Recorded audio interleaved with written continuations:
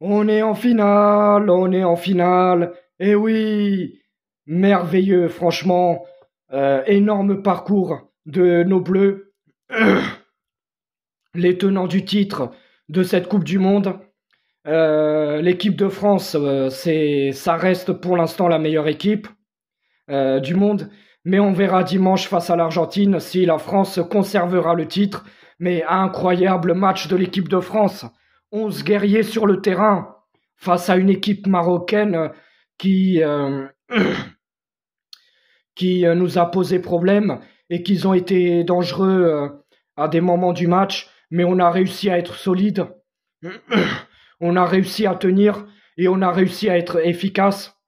Alors, la France qui a débuté dans un 4-2-3-1, Loris dans les buts, toujours aussi merveilleux Loris, un putain de gardien, encore un grand match de Loris. Franchement, c'est l'un des meilleurs gardiens du monde actuellement. En défense centrale, Varane Konaté, c'était du solide. Avec Théo Hernandez, c'est lui qui a ouvert le score à la 5e minute. Il était latéral gauche, latéral droit Jules Condé, milieu de terrain Chouameni et Fofana, milieu offensif Griezmann accompagné de Mbappé à gauche et Dembélé à droite, et Giroud avant-centre. Alors cette première mi-temps, elle a été dominée par l'équipe de... Enfin, dominée. La France avait plus de possession de balles. Enfin, la France a bien entamé la première mi-temps. Il y a eu cette ouverture du score de Théo Hernandez à la 5e minute. Et à un moment en première mi-temps, pardon, Giroud est face au but marocain, mais malheureusement sa frappe touche le poteau.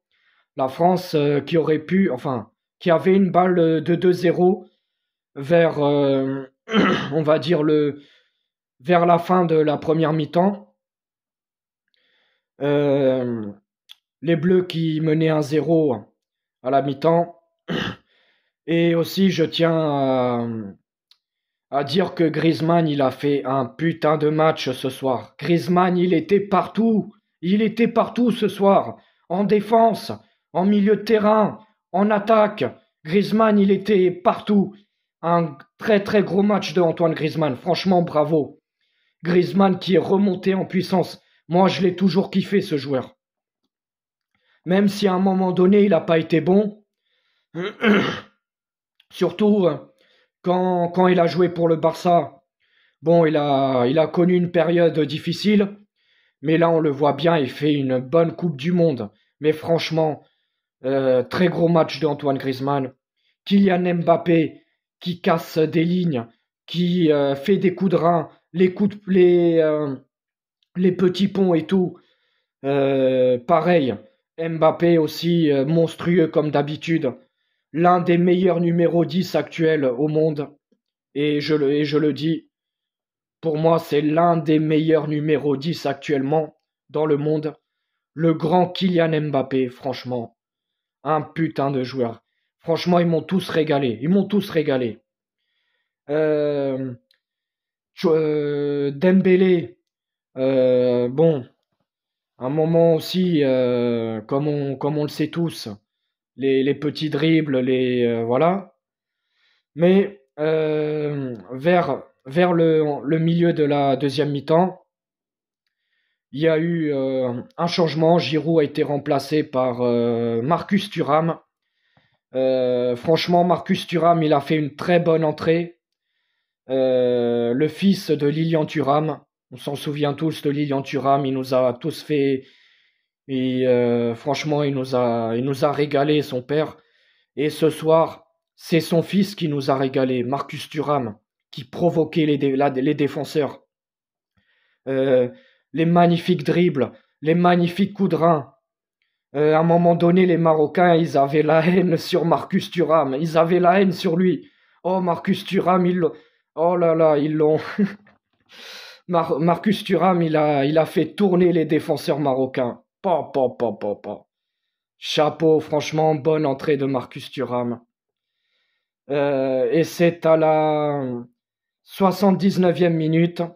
Euh, c'est Dembélé qui s'est fait remplacer par Kolo Muani. Kolo Muani, le joueur qui joue enfin, à Francfort, qui marque le deuxième but.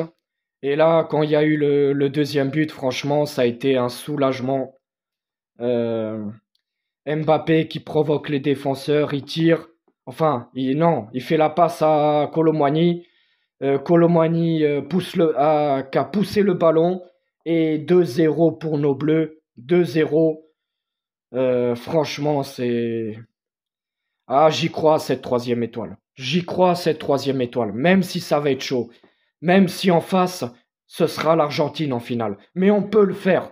On peut prendre cette troisième étoile. On peut l'avoir. C'est possible. Moi, je crois en cette équipe de France. Donc, de toute façon, on le sera dimanche. Argentine-France en finale, donc ça me fait deux bons pronostics. Moi, dans mes pronostics, que je disais que l'Argentine allait jouer face à la France en finale. Donc voilà, ça fait deux bons pronostics pour moi.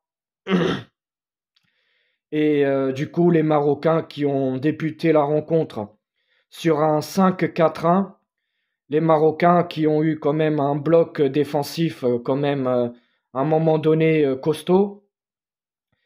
En début de deuxième mi-temps, c'était plutôt eux qui avaient la possession.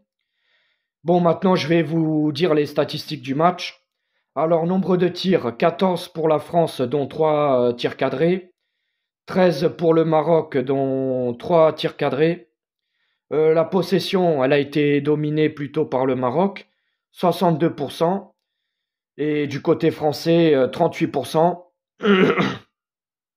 Nombre de fautes, il y en a eu 11 du côté marocain, 10 du côté français. Nombre de cartons jaunes, un seul carton jaune du côté marocain. Nombre de hors-jeu, il y en a eu 4 du côté français et 3 du côté marocain.